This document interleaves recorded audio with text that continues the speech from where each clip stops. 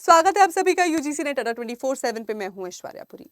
Thumbnail देख के तो चौंक ही गए होंगे, मैं भी चौंक गई थी। लेकिन फिर मुझे याद आया 2023 का एक यूजीसी आर्टिकल, जो बहुत पहले ही, मतलब कोई अभी गाइडलाइंस उसके अराउंड नहीं बनी थी, बट वो न्यूज़पेपर की कटिंग्स बड़ी सर्कुलेट हो रही थी। उसके ऊपर हमने इनफैक्ट एक सेशन भी किया था जहाँ पर ये बताया गया था कि एक नंबर 1, अब आपकी ऑनलाइन डिग्रीज भी मान्य होंगी। आप कहीं एलिजिबिलिटी के लिए जाते हैं तो आप एक ऑफलाइन डिग्री के साथ साथ डिस्टेंस से ऑनलाइन डिग्री भी कर सकते हैं, गिवन द फैक्ट कि दोनों के टाइम्स नहीं क्लैश हो रहे हैं। तो साइमल्टेनियसली आप 2 डिग्रीज कंटिन्यू कर सकते हैं और वो एलिजिबल मानी जाएंगी आगे आपके किसी भी एग्जाम में एलिजिबिलिटी को चेक करने के लिए। दूसरा, हायर एजुकेशन इंस्टीट्यूशंस में अब एक्सपर्टीज और डिग्निटरीज को इनवाइट किया जाएगा सो दैट वो एक बेटर रोस्टर क्रिएट कर सके of academicians, of scholars, of lecturers, so that हम हमारी स्टूडेंट्स को, हमारी वर्कफोर्स को जॉब रेडी बना सके। तो ये जो एजुकेशन और जॉब के बीच का ये जो लैग है इसको पूरा किया जा सके। यूके, यूएस, यूरोप, ये यूरोप के बहुत सारे देश, यूके, यूएस जैसे बड़े बड़े देश ऑलरेडी इस पैटर्न को फॉलो कर रहे हैं, जहां पर आपको सिर्फ पीएचडी या पोस्ट ग्रेजुएट होने की ज़रूरत नहीं है किसी हायर एजुकेशन इंस्टीट्यूशन में लेक्चरर बनने के लिए। आप अगर अपने फील्ड के मास्टर हैं, इन दैट केस आप उनके रोस्टर में ऑन बोर्ड हो सकते हैं किसी भी अच्छी यूनिवर्सिटी के, और आप वीकली बेसिस पर या मंथली बेसिस पर अपने गेस्ट लेक्चर्स आके देख सकते हैं। उसी पैटर्न को कहीं ना कहीं फॉलो करते हुए और इंडिया के एजुकेशनल इकोसिस्टम को इंटरनेशनल स्टैंडर्ड्स तक उठाने के लिए हमारे यूजीसी के चेयरमैन जगदीश कुमार जी ने हाल ही में ये बयान दिया कि यूजीसी पिछले 6 महीनों से काम कर रही है अपनी असिस्टेंट प्रोफेसर के रिक्रूटमेंट रूल्स को बदलने की। पिछली बार ये रूल्स बदले गए थे 2018 में, तो 2018 के रूल्स को एक बार हम लोग देख लेते हैं क्या है। तो मेरे पास ये ऑफिशियल पीडीएफ है जिसमें 2018 के रूल्स बताए गए हैं। हम थोड़ा सा यहाँ पर नीचे आ जाते हैं, इन रूल्स को एक बार देख लेते हैं। ये रूल्स ये कह रहे हैं कि आपके पास या तो एक अंडर ग्रेजुएट डिग्री हो, फिर आपके पास पोस्ट ग्रेजुएट डिग्री हो, उसी सब्जेक्ट में आपका फिर नेट क्वालिफाइड हो, फिर उसी सब्जेक्ट में आगे आपने पीएचडी किया हो, फिर जाके आप असिस्टेंट प्रोफेसर बनते हैं। अच्छा, उसके बाद बीच में ये चेंज इंट्रोड्यूस कर दिया कि अगर आपके पास 4 इयर्स की एक ग्रेजुएशन डिग्री है तो आप उसके बाद डायरेक्टली पोस्ट पीएचडी के लिए अप्लाई कर सकते हैं, लेकिन उससे डायरेक्टली असिस्टेंट प्रोफेसर की वैलिडिटी एलिजिबिलिटी नहीं बनती है। पीएचडी करने के बाद हाँ, लेकिन आप फिर जो है किसी यूनिवर्सिटी में जाके एज ए लेक्चरर जॉब के लिए अप्लाई कर सकते हैं। और साथ ही साथ आपको ग्रेजुएशन, पोस्ट ग्रेजुएशन में एटलीस्ट 55% मार्क्स चाहिए होंगे। साथ ही साथ जिस सब्जेक्ट में नेट या सेट होता है उसमें आपका नेट का सर्टिफिकेट या किसी भी स्टेट के लिए सेट का सर्टिफिकेट या स्लेट का सर्टिफिकेट चाहिए। तो अभी तक हम मिनिमम एलिजिबिलिटी लेकर चल रहे हैं masters in a particular subject plus उसी सब्जेक्ट में आपका नेट या सेट क्वालिफाइड हो, और पोस्ट ग्रेजुएशन में मिनिमम 55% मार्क्स आपके सिक्योर्ड हो, तभी आप किसी भी यूनिवर्सिटी में जाकर या कॉलेज में जाकर असिस्टेंट प्रोफेसर बन सकते थे। ये था।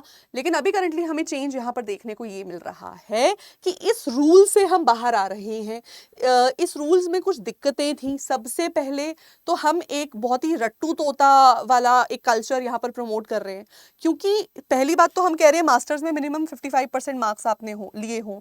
नेट सेट जैसे एग्जाम्स का लेवल ही इतना डिफिकल्ट है कि आपको बहुत स्टूडियस माइंडसेट के साथ इस एग्जाम को प्रिपेयर करना है, तो इसमें आपकी कोई एक्स्ट्रा करिकुलर एक्टिविटी चेक हो नहीं रही है। अच्छा, फिर आपका एपीआई आ जाता है, एकेडमिक परफॉर्मेंस इंडेक्स या एकेडमिक परफॉर्मेंस इंडिकेटर। इसमें भी आपकी रिसर्च पब्लिकेशंस, आपने कितनी कॉन्फ्रेंस अटेंड की हैं, आपके ग्रेड में कितने मार्क्स थे, पोस्ट ग्रेड में कितने मार्क्स थे, पीएचडी है या नहीं है, एमफिल है या नहीं है, ये सब इसमें देखा जा रहा था। एमफिल तो खैर अब अमान्य हो गई है, लेकिन पीएचडी के मार्क्स यहाँ पर जोड़े जा रहे थे। कुछ स्टेट्स के पब्लिक सर्विस कमीशन कम मार्क्स जोड़ते थे। बड़ी बड़ी यूनिवर्सिटी जैसे दिल्ली यूनिवर्सिटी 25-25 मार्क्स, 30-30 मार्क्स तो सिर्फ पीएचडी के आपको दे रही थी। इसका मतलब आपको एकेडमिकली बहुत ही ब्रिलियंट होना था, और उस तरीके की नौकरी में पहुंचने के लिए आप कम से कम 32-35 साल के हैं, तब जाकर ही आप ये कर सकते थे, क्योंकि आप ग्रेजुएशन, पोस्ट ग्रेजुएशन और पीएचडी करते करते इतना वक्त तो आपको लग ही जाएगा आफ्टर ऑल। अच्छा, एपीआई में थोड़ा सा सबसे पहले फोकस दिया जा रहा था इस चीज़ पे कि हम थोड़ा सा आपकी एक्स्ट्रा करिकुलर एक्टिविटीज़, जैसे कि आपके पास स्पोर्ट्स में अगर कोई स्टेट या नेशनल लेवल का सर्टिफिकेट है, आपके पास एनसीसी एनएसएस का सर्टिफिकेट है, इन दैट केस भी आपको मार्क्स मिलते थे। पर मार्क्स तो यूनिवर्सिटी गोल्ड मेडलिस्ट होने के भी मिलते थे। तो इस जिस एक क्राइटेरिया का नाम ही एकेडमिक परफॉर्मेंस इंडिकेटर है, वो मेजरली आपके एकेडमिक परफॉर्मेंस को ही चेक कर रहा था। तो आपको एकेडमिकली ब्रिलियंट असिस्टेंट होना था अब से पहले कहीं पर भी, असिस्टेंट प्रोफेसर, एसोसिएट प्रोफेसर या प्रोफेसर बनने के लिए। लेकिन अब यूजीसी चाह रही है इस रूल सिस्टम में, इस फ्रेमवर्क में चेंजेस लेकर आने की, संशोधन लेकर आने की। अब वो चेंजेस क्या है, पीछे इनके मोटा मोटा आइडिया ये है कि ये जो हम 100% कॉन्फ्रेंसेस जब हम अटेंड करते हैं, रिसर्च पब्लिकेशंस बहुत सारे पब्लिश करते हैं, तो हम 100% एकेडमिक रिसर्च पे फोकस कर रहे हैं। वो कह रहे हैं नहीं, अब हमें ये नहीं करना है, अब हमें एक्सपीरियंस पे फोकस करना है। ठीक है, अब हमें सिर्फ एकेडमिक फॉरवर्ड नहीं हम चेक करें, अब हम किसी भी कैंडिडेट की एक्सपीरियंशियल नॉलेज को, एक्सपीरियंशियल लर्निंग को चेक करेंगे, तभी वो एक बेटर लेक्चरर आगे आने वाले टाइम में बन सकता है। दूसरा, एजुकेशनल क्वालिफिकेशन ही सिर्फ नहीं चेक की जाएगी, फील्ड स्पेशलाइजेशन चेक की जाएगी। तो मान लीजिए आपने ग्रेजुएशन के बाद पोस्ट ग्रेजुएशन किया और पोस्ट ग्रेजुएशन में आपने सब्जेक्ट चेंज कर लिया, उसके बाद आप किसी फील्ड में एंटर कर गए और आपने पीएचडी नहीं की। इन दैट केस ऑल्सो आपको मौका मिलेगा लेक्चरर बनने का। अच्छा, ये पॉसिबल ये भी चेंज यहाँ पर आपको देखने को मिल सकता है कि ग्रेजुएशन के बाद ही आपने किसी फील्ड में बहुत बड़ी मास्टरी हासिल कर ली। In that case also universities invite कर सकती है ऐसे डिग्निटरीज को जिन्होंने किसी फील्ड में अपना नाम बनाया है, सो दैट वो आने वाली जनरेशन को एंटरप्रेन्योरशिप, स्टार्टअप कल्चर और एक्सपीरियंशियल लर्निंग सिखा सकें। साथ ही साथ सिर्फ गुड मार्क्स पे फोकस नहीं, एक आउटस्टैंडिंग करियर के कैंडिडेट को यहाँ पर इनवाइट किया जाएगा इस तरीके की डिग्री के लिए। तो एक और क्वेश्चन यहाँ से बन रहा है कि क्या ये नॉर्म सभी पे अप्लाई होंगे, मतलब क्या पूरे तरीके से नेट की, सेट की, पीजी की, पीएचडी की वैल्यू का बिल्कुल ही खत्म हो जाएगी? ऐसा मुझे नहीं लगता है। ये जो नया फ्रेमवर्क आ रहा है, मुझे लग रहा है ये एक सिर्फ एडिशन है, ये पुराने सिस्टम में कोई माइनर मेजर सब्सट्रैक्शन नहीं करेगा। मतलब एक ऑब्वियस पैटर्न जो हमारा पुराना अभी तक चल रहा है ये तो चलता रहेगा, मुझे लग रहा है उसके साथ साथ एक नया यहाँ फंडा ही ऐड कर लेंगे, क्योंकि ये अभी ये जो एक पूरा हाइप बन गया है कि चेंज आ रहा है, चेंज आ रहा है, इसके बारे में बात ये पिछले साल कर चुके हैं। अराउंड जून जुलाई अगस्त के महीने में 2023 में वो बता चुके हैं कि हम हर फील्ड के डिग्निटरीज को अब मौका देना चाहते हैं कि वो हायर एजुकेशनल इंस्टीट्यूशन के एकेडमिक रोस्टर पे आ जाए, अपने आप को एनरोल कर लें, सो दैट हम हमारी वर्कफोर्स को जॉब रेडी बना सकें। तो ये एक एडिशन ही हो सकती है, मेजर क्या और चेंज आ जाएगा, मे बी नॉट। तो किस तरीके के चेंजेस हमें यहाँ देखने को मिल सकते हैं? तो एक तो देखो चेंज ये देखने को मिल सकता है कि आपने ग्रेजुएशन किया, ग्रेजुएशन के बाद आप किसी फील्ड में सीधा चले गए, तो यहाँ पर पीएचडी भी नहीं है, यहाँ पर पीजी भी नहीं है, लेकिन आप इतने बड़े कोई स्टार्टअप के सीईओ बन गए, आप किसी स्टार्टअप के मालिक हैं, या आपने कोई बहुत बड़ी ऐसी इंडस्ट्री खड़ी की है जो जीडीपी में इतना कॉन्ट्रीब्यूशन दे रही है कि ऐसे इंसान को अब हम बुला सकते हैं पढ़ाने के लिए। मेरे लिए आई थिंक, मैं अगर इस बारे में सोचूं तो लेट रतन टाटा जी से कभी कोई ऐसा लेक्चर सुनने को मिल जाता तो इससे बेहतरीन कोई बात नहीं हो सकती थी। उन जैसा इंडस्ट्रियलिस्ट, उन जैसा फिलैंथ्रोपिस्ट और ह्यूमैनिटेरियन अगर हमें कुछ सिखाए तो इससे बेहतर कोई बात नहीं हो सकती थी, है ना। तो खैर वो मौका तो अब कभी ज़िंदगी में मिलेगा नहीं, लेकिन हाँ, आने वाली जनरेशन्स के लिए जो हमारी करंट कंटेम्प्रेरी डिग्निटरीज हैं या एंटरप्रेन्योर्स हैं या बड़े बड़े सीईओज हैं, कंपनीज के मालिक हैं, जो कुछ सिखा सकते हैं अपकमिंग जनरेशन को, उनके लिए एक बहुत अच्छी विंडो यहाँ पर ओपन हो रही है। दूसरा, इसमें अब ये लोगों को जज कैसे किया जाएगा, तो इनके एक्सपीरियंस के अराउंड भी एक परफॉर्मेंस इंडेक्स जरूर बनाया जाएगा, है ना। जैसे अभी एकेडमिक परफॉर्मेंस इंडेक्स है, वैसे एक एक्सपीरियंस परफॉर्मेंस इंडेक्स, तो कहीं ना कहीं मुझे लगता है कि एपीआई के साथ साथ एक एडिशनल ईपीआई बना दिया जाएगा। क्या एपीआई पूरा खत्म कर दिया जाएगा? मुझे नहीं लगता इसको पूरा खत्म करेंगे, मुझे लगता है इसको सिर्फ नॉन मैंडेटरी कर देंगे, क्योंकि अगर इसको खत्म ही कर देंगे वो, फिर तो हम ये कह रहे हैं ना कि आप पहले किसी फील्ड में मास्टरी हासिल करो और फिर जाके ही आप लेक्चरर बन सकते हो। तो what about fields like maths, fields like English literature, fields like political science? हो सकता है वहां पे आपको ऐसा कोई बड़ा डिग्निटरी ना मिले। तो ये जो पूरे संशोधन हो रहे हैं, जो चेंजेस हो रहे हैं, ये बहुत ही लिमिटेड स्केल पे ही होंगे।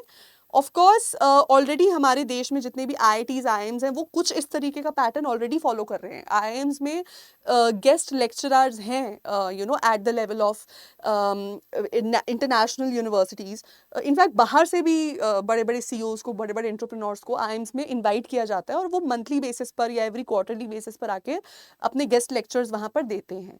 तो ये भी कुछ ऐसा ही होगा। एपीआई ख़त्म नहीं करेंगे, लेकिन शायद एपीआई के साथ एक नया ईपीआई जोड़ देंगे, सो दैट हम एक स्टैंडर्ड क्रिएट कर लें, एक इंडिकेटर क्रिएट कर लें कि इस इंडेक्स के बेसिस पर इस तरीके के पर्सन को इनवाइट किया जा सकता है हमारे यूनिवर्सिटी या कॉलेज में गेस्ट लेक्चरर बनने के लिए, या हो सकता है उनको परमानेंटली ऑन बोर्ड भी कर दिया जाए। तो हो सकता है साथ साथ अवार्डीज को इनवाइट कर दिया जाए। बहुत सारे अवार्ड्स दिए जाते हैं नेशनल लेवल पर, इंटरनेशनल लेवल पर। अगर आपने कुछ ऐसा बहुत महान काम किया किसी फील्ड में कि आपको उसके लिए एक नेशनल इंटरनेशनल अवार्ड मिल गया है, हो सकता है वो भी आपके चांसेस बढ़ा दें इस फील्ड में एंटर करने के लिए, है ना। तो असेंशली ये चेंजेस जो है, देखिए, ये आपके करंट सिस्टम को पूरी तरीके से कोई रिप्लेस नहीं कर देंगे, ठीक है ना। वो चेंजेस धीरे धीरे करके इम्प्लीमेंट करते रहेंगे। यूजीसी धीरे धीरे करके अपने आप को चेंज करता रहेगा। अभी तक तो हम जो हमारा एक कॉलोनियल मॉडल है एजुकेशन का, उसी को फॉलो कर रहे हैं। लेकिन मुझे लगता है कहीं ना कहीं in the next 20 to 30 years हम बहुत सारे मेजर चेंजेस देखेंगे, जिसके बाद हम कह सकते हैं कि अब हमारा वो मॉडल एक कॉलोनियल मॉडल नहीं है, ये एक प्योरली इंडियन मॉडल है जिसको हम इंडिया में फॉलो कर रहे हैं। तो रेलेवेंट एरियाज क्या हैं इनके? रेलेवेंट एरियाज देखिए अभी भी काफ़ी लिमिटेड हैं। हर फील्ड में ये अप्लाई नहीं हो सकता है। जैसे मान लीजिए कोई बीए डिग्री कॉलेज है जहाँ पर आपको सिर्फ एकेडमिक कोर्सेज ही पढ़ाए जा रहे हैं, वहाँ पर और किसी तरीके का कोई प्रोफेशनल कोर्स नहीं है, या और किसी तरीके का ऐसा कोर्स नहीं है जो आपको किसी जॉब के लिए रेडी कर रहा है। तो हो सकता है वहाँ पर इस मॉडल की इम्प्लीमेंटेशन ना हो सके। लेकिन हाँ, वो सभी कॉलेजेस या यूनिवर्सिटीज़ या सभी हायर एजुकेशनल इंस्टीट्यूशंस जहाँ जहाँ एंटरप्रेन्योरशिप, स्टार्टअप कल्चर और इंडस्ट्री कल्चर पढ़ाया जाएगा, बेसिकली जहाँ जहाँ अप्लाइड नॉलेज का यूज़ किया जा सकता है, एक्सपीरियंशियल लर्निंग का यूज़ किया जाता है, इंटरडिसिप्लिनरी अप्रोच को यूज़ किया जा सकता है, वहाँ वहाँ इसका एप्लीकेशन होगा। इंटरडिसिप्लिनरी अप्रोच का एक और बहुत बड़ा बेनिफिट है यहाँ पर, वो यहाँ पर ये है कि अभी तक यूजीसी कह रहा है आपको कि आपने जिस फील्ड में नेट क्वालिफाई किया है, आप उसी फील्ड में आगे लेक्चरर के लिए अप्लाई कर सकते हैं। प्लस आइडियल केस वो मान के चलता है कि आपने पीजी जो सब्जेक्ट में किया आप उसी में आगे नेट भी क्वालिफाई करो। तो टोटल 82 सब्जेक्ट्स ऑलरेडी हैं हमारे पास, लेकिन फिर भी कुछ ऐसे सब्जेक्ट्स हैं जिसमें लोग मास्टर्स करते हैं, वो समहाउ यूजीसी की लिस्ट में नहीं होते। उनकी रिक्रूटमेंट अगेन पीएचडी के बेसिस पर डायरेक्ट अभी भी चल रही है। तो वो पीजी का कॉम्बिनेशन, लॉ और सब्जेक्ट कॉम्बिनेशन बनाना, उसके अराउंड नेट को बिल्ड करना, ये चीज़ें अभी भी थोड़ी सी कॉन्ट्रोवर्शियल थी। तो आई थिंक इस मॉडल से उन इश्यूज को या उन लूप होल्स को भी, उन लैग्स को भी फिल कर दिया जाएगा। क्या ओवरऑल ये एक अच्छा चेंज है, बुरा चेंज है? बहुत ही अच्छा चेंज है। ये इसलिए भी बहुत अच्छा चेंज है बिकॉज आज मैं जिस प्लेटफॉर्म पे खड़ी हूँ, आप जिस प्लेटफॉर्म पे पढ़ाई कर रहे हैं, आप जिस प्लेटफॉर्म से सिलेक्शन ले रहे हैं अपने एग्जाम्स की, ये भी एक स्टार्टअप है। मेरी कंपनी अडा 24/7 भी एक स्टार्टअप है। मैं जिस कंपनी से रोज रात को डिनर ऑर्डर करती हूँ, वो भी एक स्टार्टअप कंपनी है। मैं जिस कंपनी से अपने घर वालों के लिए गिफ्ट्स ऑर्डर करती हूँ, वो भी एक स्टार्टअप कंपनी है। मैं जिस कंपनी से ऑनलाइन बुक्स ऑर्डर करती हूँ, वो भी एक स्टार्टअप कंपनी है। तो मैं अपने आसपास या आप अपने आसपास जब भी देखेंगे तो जितनी भी मेजर फैसिलिटीज़ आप यूज़ कर रहे हैं, सभी स्टार्टअप कंपनीज हैं जिनको इंडिया के यंग ब्लड ने बनाया है। और अगर ऐसी पर्सनैलिटीज़, ऐसे डिग्निटरीज हमारे एजुकेशनल इंस्टीट्यूशंस में आकर हमें कुछ सिखा सकें, तो इससे बेहतर कुछ हो नहीं सकता। और सबसे बेहतरीन बात यह है कि मैं इनफैक्ट ऑलरेडी अपने सभी नेट के कैंडिडेट्स को भी, हम हर बार सिलेक्टेड स्टूडेंट्स को बुलाते हैं फेलिसिटेशन सेरेमनी में, सम्मान समारोह में।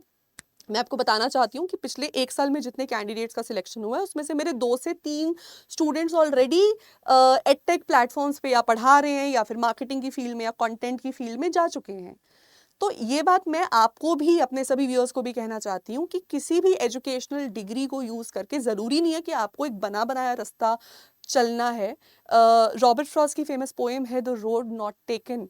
तो you can also go for the road not taken. आप अपना खुद का रास्ता भी बना सकते हैं। आप अपने अंदर एक नई फायर इग्नाइट कर सकते हैं, अपने लिए एक नई जर्नी क्रिएट कर सकते हैं, और आप खुद भी वो इंसान बन सकते हैं जिसको कल को इन यूनिवर्सिटीज़ में लेक्चरार बनने के लिए बुलाया जाएगा, है ना। सोचना ज़रूर इस बारे में, और आपके क्या व्यूज़ हैं वो भी मुझे बता देना, ठीक है। वीडियो को लाइक कर दो, चैनल को सब्सक्राइब करके रखो ऐसी और मज़ेदार बातों के लिए। शुक्रिया।